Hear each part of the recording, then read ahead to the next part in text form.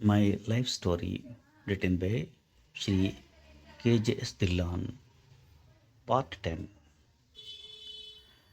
In the year 1991-92, when I was posted as captain in Mahao, a training establishment in Madhya Pradesh, various officers from different units visit Mahao to imbibe training in short courses of a duration ranging from 2 to 11 months. At the time, I was there with my wife. Since I was a captain, I had been allotted a two-bedroom house. During my tenure here, two officers who were quite close to me, one from my own unit and immediate senior to me, Colonel Anil Kumar Suri, also known as Goofy, and another good friend and younger brother of my unit officer, Lieutenant General Iqbal Singh Singha, Captain Gurpal Singh Sangha, aka Lalli Sangha, came to Mahou to undergo a course of instruction of approximately 3 months duration. When I learned of their travel plans, I went to the railway station to receive them. Neither of them had been allotted any accommodation by the institute where they had to undergo the course, and both had come with their wives and young children in the age group of 1 to 3 years. Since they were not able to arrange any accommodation to stay in, they came to my house and we offered them one bedroom each with an attached washroom in my apartment. My wife and I were thus consigned to sleep on the carpet in the drawing room. The camaraderie and sense of belonging that we, as friends and colleagues, share with each other in the army follows us everywhere, and this Maho episode was no different.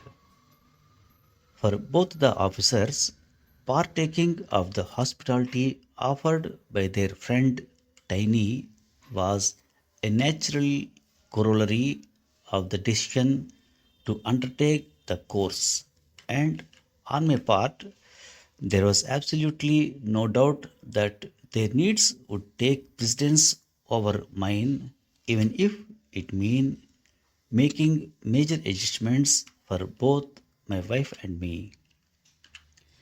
Like me, Lalli Sangha is also a 6 feet 3 inches tall, well built officer, and we are often mistaken to be brothers, or at least cousins. Lalli Sangha had forgotten his name tab, an essential part of the uniform, in his unit, and it would take 3 to 4 days for the new one to be made in the Maho market. And guess what?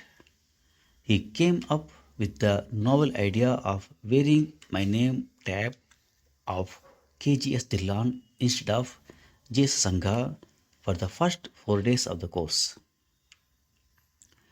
The icing on the cake was when, after about a week or so, I informed both of them that I was trying very hard to arrange some accommodation for them in the infantry school. Their very emotive and instant joint reply that left me speechless was, "We are quite comfortable here, and you need not go out of your way to do anything for us." A few months after this incident, Dalli Sangha came down to Mahou again to prepare for the entrance exam of the Defense Services Staff College and stayed with me at our home. I managed to get a room for myself in my own home. It is not only the seniors in the army have the right to enjoy the unbridled hospitality of juniors. More often than not, it is the prerogative of the juniors to experience the benevolence of the seniors. I experienced this firsthand when we were stationed in Udaipur, and I got detailed for undergoing a course in the College of Materials Management at Jabalpur. It is a normal practice in the army that when a married officer gets detailed for taking a short course during a field assignment or peacetime, he applies to the head of the institution where he would be taking the course for both accommodation and permission to bring his family along. Priority for providing the accommodation is given to the officers coming from field areas. I too put in an application for accommodation, but my request was not entertained and the accommodation was refused, perhaps because I was moving not from a field area but from Udaipur, a peace station.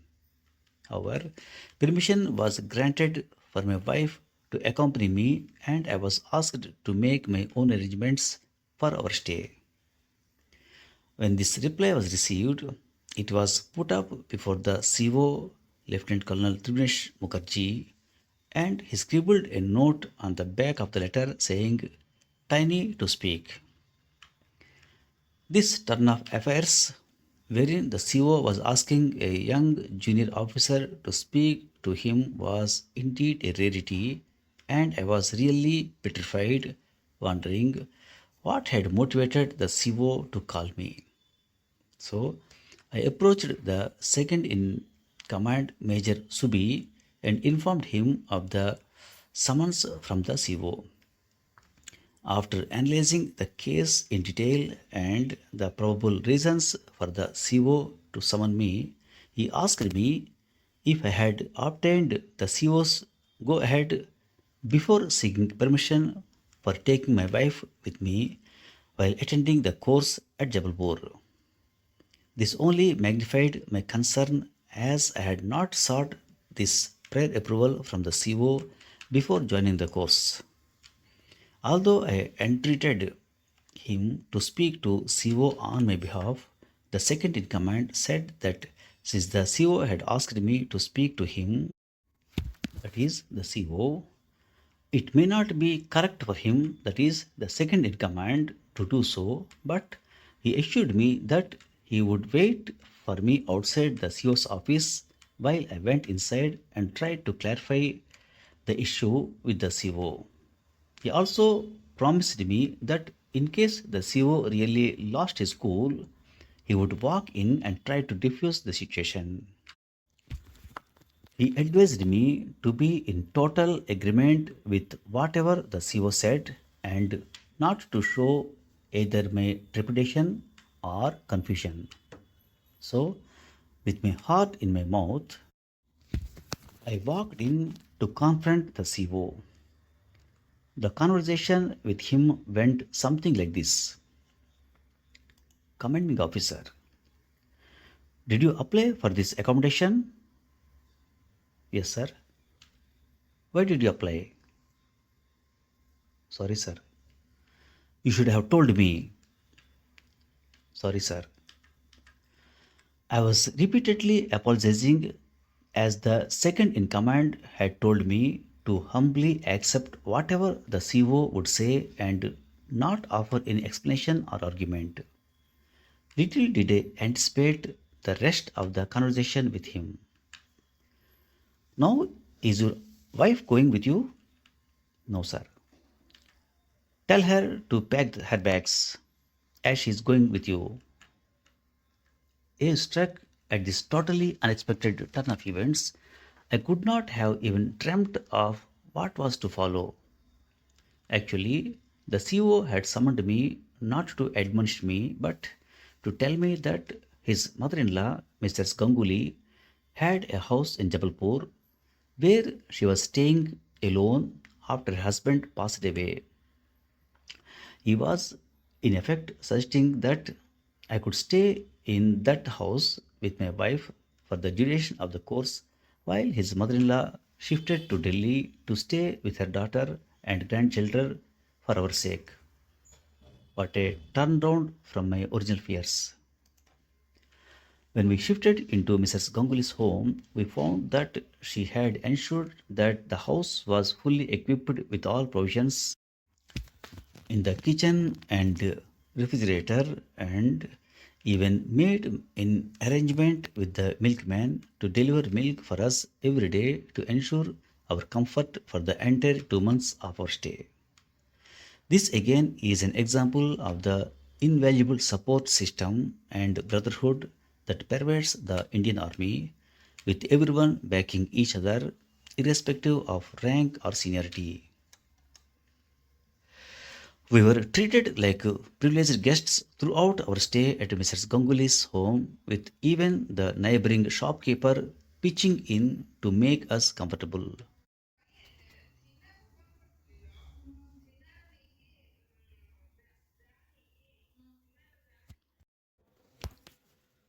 Since the milkman used to come as early as 5 a.m., we had no inclination to go out and collect milk at this unearthly hour. So I told him to stop delivering the milk and instead switched to purchasing powder milk from the local mom and pop store.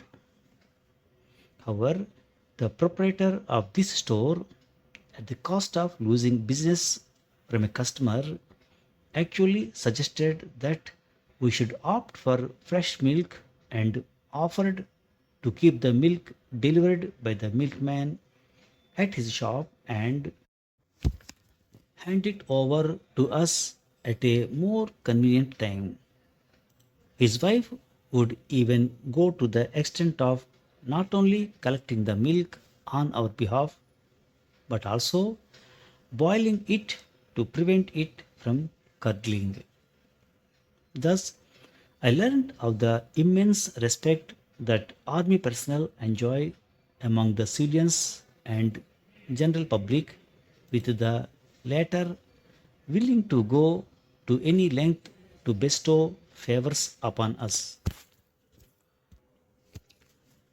In the army, a commander's relationship with his subordinates is not restricted to merely the passage of orders by the former and their unquestioned execution by the latter. This relationship is much deeper and almost akin to an unsigned bond of life between the two. An incident revealing the human and humanitarian aspect of army life concerned our brigade commander in 1988, Brigadier Indra Verma, who had a very unique style of expressing his appreciation for some positive or courageous deed by any soldier under his command. He would summon the concerned soldier or junior officer to his office, where he had placed two bowls on his table. One was full of eclairs, while the other would be laden with all sorts of dry fruits, including raisins, cashews, almonds, and walnuts. When the soldier walked into his office, Brigadier Verma would enjoin him to fill up all the pockets of his uniform with eclairs and dry fruits and subsequently refill the bowls for the next round of appreciation for another soldier. As young officers, it was thus a big treat for us to be summoned by the brigade commander. Albeit, there were times when the summons were not for appreciation but for admonishment, and we would return from his office suitably chastened, though never with empty pockets, but the latter occasions were rare, and we invariably looked forward to every call to visit the commander's office in anticipation of the goodies we could gorge on. Needless to say, during any such interaction with the brigade commander, wearing an oversized snow coat with deep pockets, irrespective of the prevailing weather, was the order of the day for us.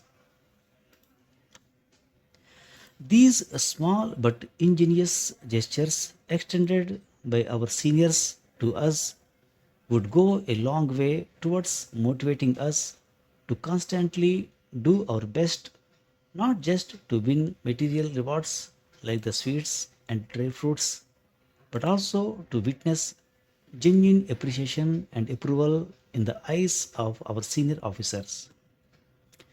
Such incidents also helped to dispel the rather unsavory image of a forbidding army general with a handlebar mustache and stern expression, carrying a 12-bore gun that he would point threateningly at any intransigent person, an image perpetuated by numerous Hindi movies of the time and one that most youngsters of my age in the army initially often conjured up in their minds at the alarming thought of having to face an irate boss after some lapse in our duty. With time, however, we managed to overcome this apprehension and realized that army brigadiers and generals too are human and do appreciate the good work accomplished by their juniors and liberally offer accolades and rewards for it. I'm narrating this incident especially for the benefit of aspiring young soldiers who should enter the army with an open mind and be ready for both appreciation and reprimand wherever due, which are handed down impartially by their superiors. Since Kashmir is such an intrinsic part of both my professional and personal life, my mind keeps weaving my personal experiences here into the tapestry of my life as an army officer. A rather interesting, though personally embarrassing episode occurred while I was posted in the Thrall Bowl. The new brigade commander was visiting the battalion for the first time, and after indulging in the normal pleasantries, he asked me as a matter of courtesy, "How many children do you have?" I told him that I have a son and a daughter, following which his counter question was, "Which class is your son studying in?" For the life of me, and much to my trepidation, I could not remember my son's class at that point in time and was deep in thought, trying to recollect this piece of information which should ideally have been top of my mind. And as a balm to my confused mind, I heard my colleague, Major Shagawat, answering on my behalf, informing the brigade commander that my son was in the fourth standard. While a hugely embarrassing incident was averted at the moment, I still felt muddled in my mind, and in the evening, when I made an STD call to my wife, a routine in those pre mobile days, I asked her about my son's class. She said, "He's in class 3." In immediate surprise, I responded, "But Major Shakaut was saying that he is in class 4." She asked, and I could sense the irritation in her voice. "Who is Major Shakawat?" She did not know any officer in the unit since it was a new unit and I had taken over the command of the unit in Kashmir. I said that He was an officer in the unit, and in an effort to avoid any recriminations from her, I told her that I would reconfirm where he had sourced this inaccurate information. The next morning, I told Major Shakawat in a seemingly casual manner, "You are saying that my son is in class 4, but actually he is in class 3." Laughing, he replied, "Since you were getting stuck in front of the commander, I just bailed you out. I did my quick mathematics about your age and calculated that your son should now be in class 4." I felt instant relief and tremendous gratitude for this officer who had not known me and had never met either my wife or my son, yet who had come to my rescue in that difficult moment, offering what we in the army call immediate remedy. Our citizens also exhibit tremendous presence of mind. Once on my way home on a short leave, I had requested my co-brother to pick me up from Jammu airport. The entrance gate to Jammu airport in the early 2000s was rather innocuous, and it could easily be missed if you were not well acquainted with the area, while the road further on leads straight towards the international boundary. My co-brother got delayed, and since there were no mobiles in those days, I could not contact him. When he finally reached the gate and I got into the car with him, I asked him the reason for the delay. He said that he had missed the airport gate and kept driving ahead. And after traveling for about 10 to 15 kilometers, he realized that something was not right.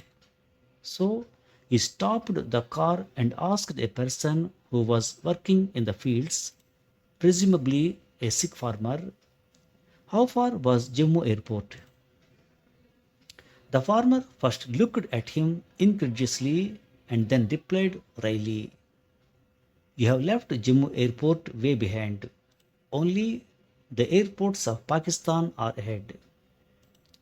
His subtle sarcasm was not lost on my escort and is also a classic example of the rustic humor we often come across during our encounters with the diverse people of our country while operating in remote areas of India.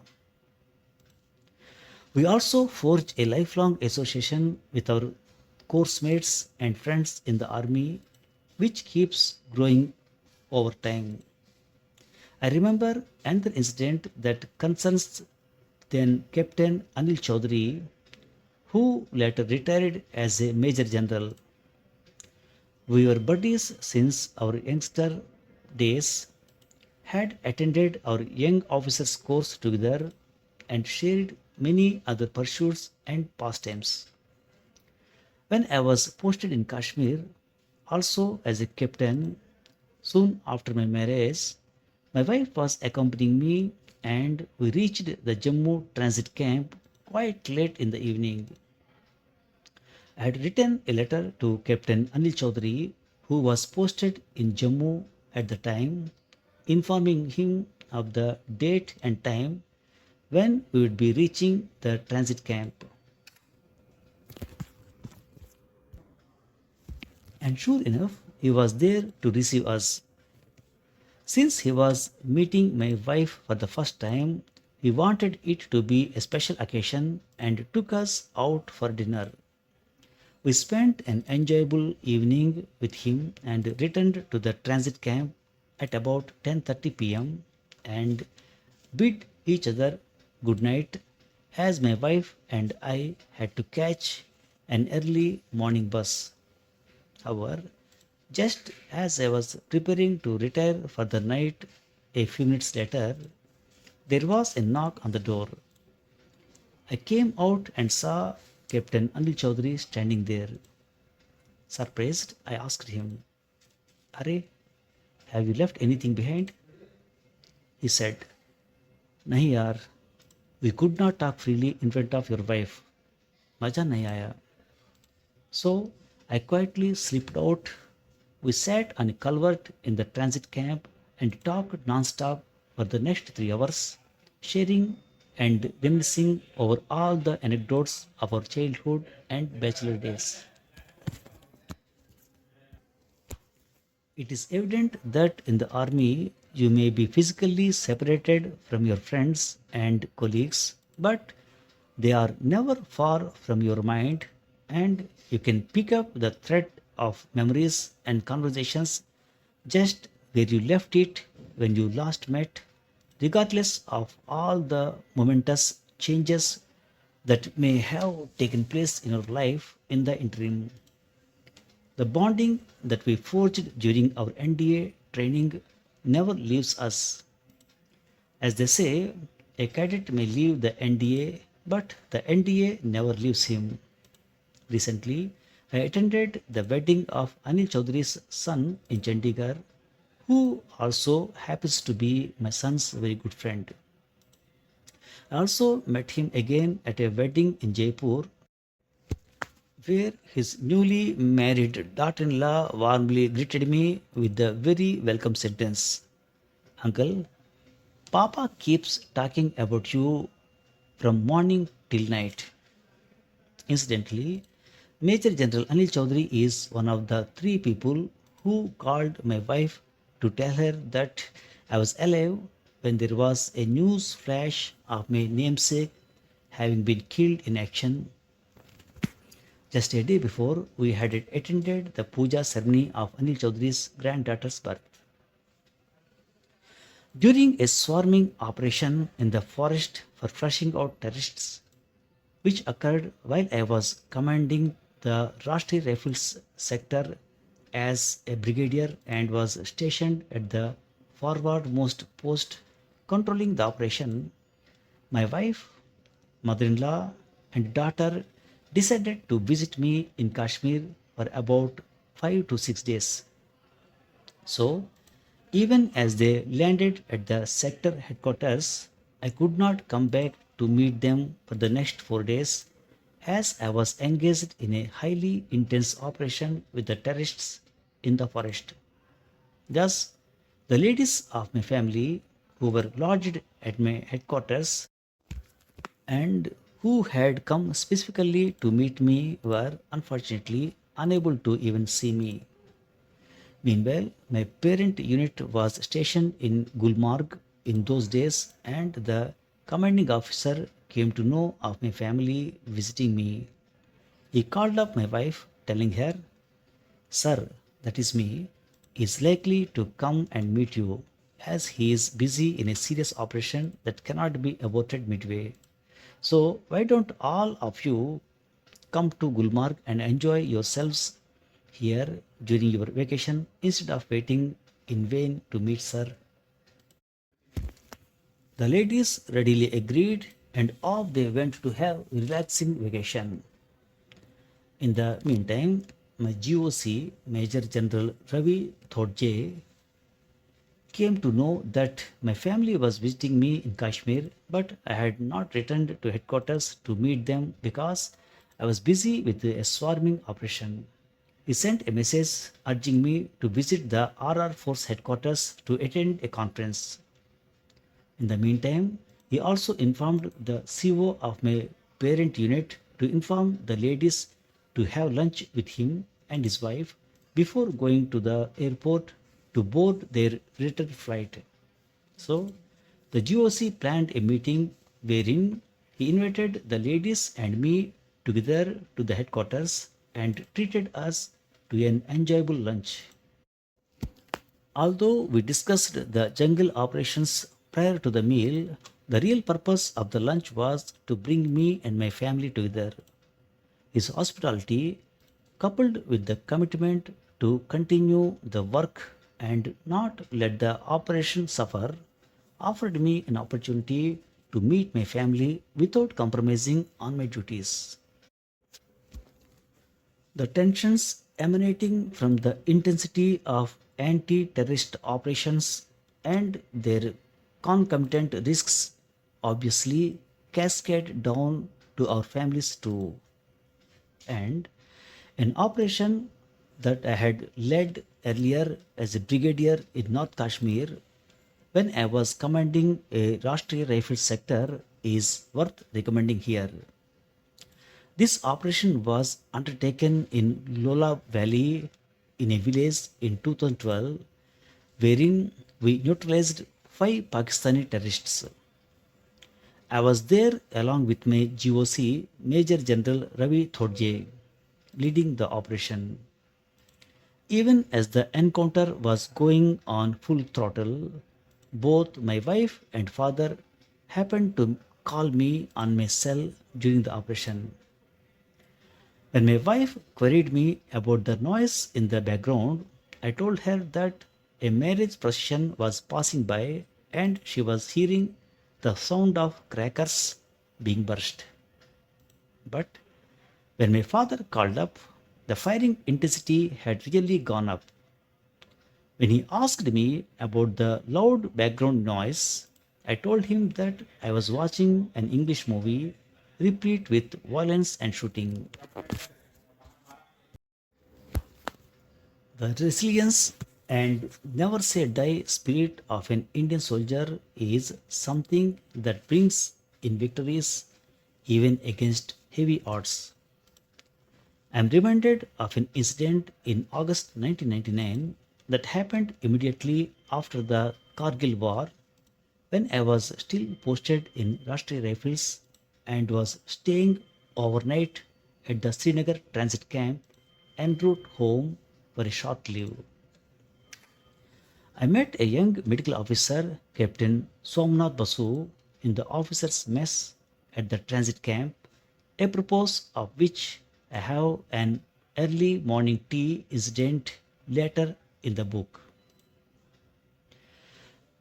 The young medico was a regimental medical officer in 2nd Rajputana Rifles who had been involved in the battle for the capture of a very strategically significant feature in the Kargil War.